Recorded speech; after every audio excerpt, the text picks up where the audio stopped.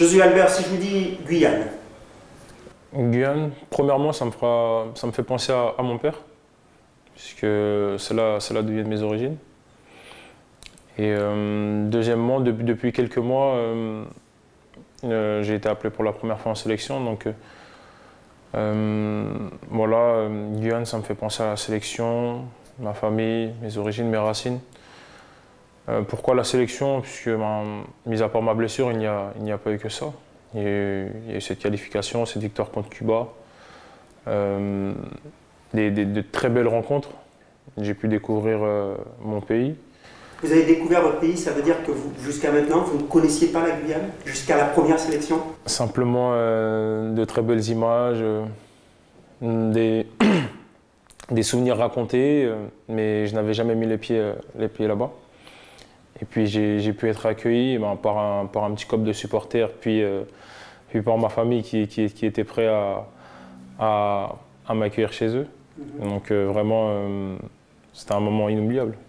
Il restera quand même que cette sélection, c'est quelque chose de particulier. 15 minutes, on se blesse. Comment tu as vécu ça finalement? Honnêtement, je saurais comment décrire ma peine, puisque c'est le pire des scénarios qu'un joueur puisse imaginer. Première sélection, blessure au bout de 15 minutes. Bon, après, le début d'un petit calvaire, puisque s'ensuit 2 opérations, un long moment avant la reprise, presque 9 mois. C'est compliqué à vivre, mais bon, j'ai envie de dire, ça fait partie de la valise d'un footballeur. Le plus important, c'est mentalement, et le fait de ne rien lâcher, de toujours. Moi, dans ma tête, je me suis toujours dit, il y a plus dur dans la vie. Là, je me suis explosé le ménisque, mais ça aurait pu être pire. J'ai mon ami qui joue en Allemagne, qui pas longtemps après ma deuxième opération a eu une grave blessure. Il aurait pu être paralysé, donc je pense à ça et ça me fait relativiser. Ça a été très mal accueilli dans le club. Oui, pourquoi? Parce que je faisais partie de l'effectif et je le fais toujours partie d'ailleurs, mais voilà, on avait un très gros objectif qui était la montée. Voilà, le joueur qui m'a remplacé a su faire le travail, mais c'est vrai que lorsqu'on avait eu ce choix, lorsque le club avait eu ce choix de nous laisser partir ou de refuser la sélection, ils étaient sceptiques de penser à un retour sur blessure ou pas. Je pense que le fait d'avoir pensé à cette possibilité-là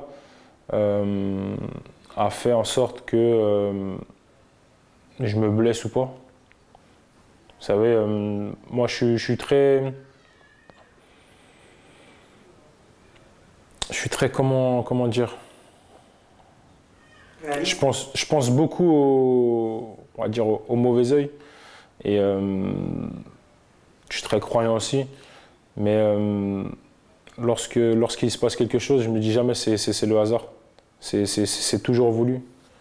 Donc je pense pas que ça a été le hasard que je me blesse. Il y a soit les jaloux, on ne sait pas, je l'ai peut-être dit à quelqu'un qui l'a dit à quelqu'un, qui l'a dit à quelqu'un, et voilà. Après, voilà, c'est le bon Dieu qui a voulu ça, hein. Moi, comme j'ai dit, je suis croyant, donc je pense que c'était écrit.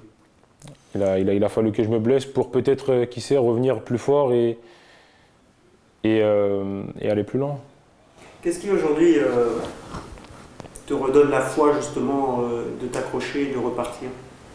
Qu'on a toujours cru en moi. Qu'on a toujours cru en moi. Aujourd'hui, j'ai la chance d'avoir une très belle fille, d'avoir un plus qui me donne envie de me battre chaque jour. D'avoir une femme à mes côtés qui m'a toujours aidé à rien lâcher. Lorsque je me suis fait opérer, j'ai toujours eu des petits messages, que ce soit des amis, des contacts dans le foot qui m'ont réconforté. Mon coach qui a toujours été là aussi.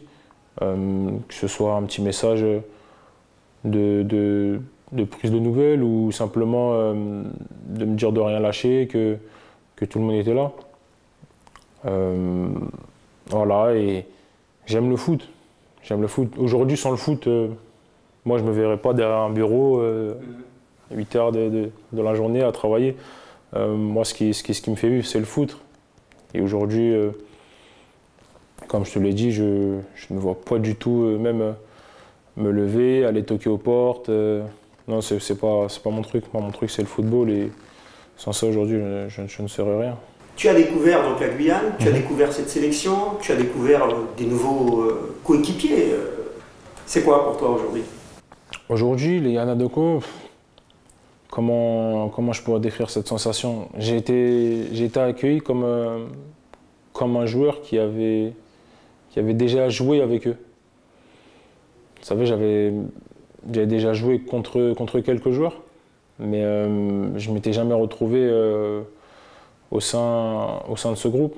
Gary Marigar m'a beaucoup aidé à m'intégrer auprès de ce groupe. J'avais déjà croisé les frères Ball lorsqu'ils étaient à Nancy à l'époque. Et bon, après, c'est pas compliqué, hein. Vous savez, j'ai fait quelques clubs, donc je savais un peu comment m'adapter, comment agir et comment réagir sur certaines situations. Maintenant, les Yana Doko, je me sens totalement Yana Doko. Maintenant, vous savez, il y a des fois, on va dire, lorsqu'on fait une sélection et qu'on n'est pas rappelé ou qu'il n'y a pas de suite, le joueur ne se sent plus sélectionné. Non, vraiment, quand on m'appelle, quand j'en parle avec des amis, je leur dis que je suis international guyanais et que c'est un réel plaisir. Mais tout le monde ne connaît pas encore cette sélection, tout le monde ne sait pas encore ce qu'est la Gold Cup, par exemple. Moi, j'avais déjà entendu parler de cette compétition, mais avant ce tour-là, je ne savais pas qu'on pouvait se qualifier pour les tours prochains. Donc voilà, c'est une énorme satisfaction d'avoir pu, même si c'est que 15 minutes, d'avoir pu jouer sous les couleurs des Yana Doko. Alors, ils sont qualifiés? Enfin, vous êtes qualifiés? Oui, voilà. Même si je n'ai pas pu faire partie de ce tour précédent, mais j'ai suivi de très près. Notamment, on a un groupe WhatsApp avec toute l'équipe. Je parlais avec Gary qui était aussi ici en France, et on me disait que c'était compliqué à vivre puisqu'on aurait aimé y être. Il y avait un peu ce scénario assez fou en Haïti, match reporté, rentré. Je me rappelle, il y avait un match de coupe, je crois, où c'est Anthony Souberville, si je ne me trompe pas, qui a eu un scénario assez fou. Il a loupé l'avion, la correspondance et tout. Donc il est arrivé en France, il a joué, il venait de faire 48 heures, je crois, de voyage. Donc c'est un peu, on va dire, le scénario idéal pour se motiver encore plus. Donc je crois que ce match a été rejoué en Martinique, je crois. Et il a été rejoint en Haïti aussi même, en Haïti même. Ok, donc il a été rejoint en Haïti même. Et puis mener 2-0 au bout de 30 minutes, c'est peu de joueurs auraient pu dire bon, deuxième mi-temps, on va renverser la tendance. Et si je me rappelle bien, c'est Sloan qui marque juste avant la mi-temps. Voilà, il marque juste avant la mi-temps. Et puis en 5-6 minutes, je crois, il met 2 buts. Voilà, donc ça, j'ai bonne mémoire. Et je crois que c'est. On l'appelle Chacha, mais Evans, je crois qu'il marque, et Ludo à la fin. Ouais. Donc, franchement, c'est magnifique. Ça donne envie d'y être dans cette Gold Cup, de cette finale de Coupe des Nations de la Caraïbe au mois de juin? Oui. Et je pense que c'est l'objectif de tout Yana Doko. Tout le monde a envie d'y être. Après, voilà, c'est le coach et lui seul qui fera cette équipe, qui décidera de qui participe ou qui ne participera pas. Est-ce qu'aujourd'hui, si jamais Jair Karam te rappelle, comment tu vivrais ça si jamais le club, lui, te disait bah non, hein, priorité au club, tu ne peux pas partir pour jouer la Coupe des Nations ni la Gold Cup? J'ai pas trop envie de me prononcer, mais je pense que le club il sera pas vraiment d'accord pour que j'aille à cette compétition. Après, vous savez, je suis en fin de contrat, je sais pas comment réagirait le coach, je sais pas comment réagirait le président. Moi, en tout cas, j'irai oui directement.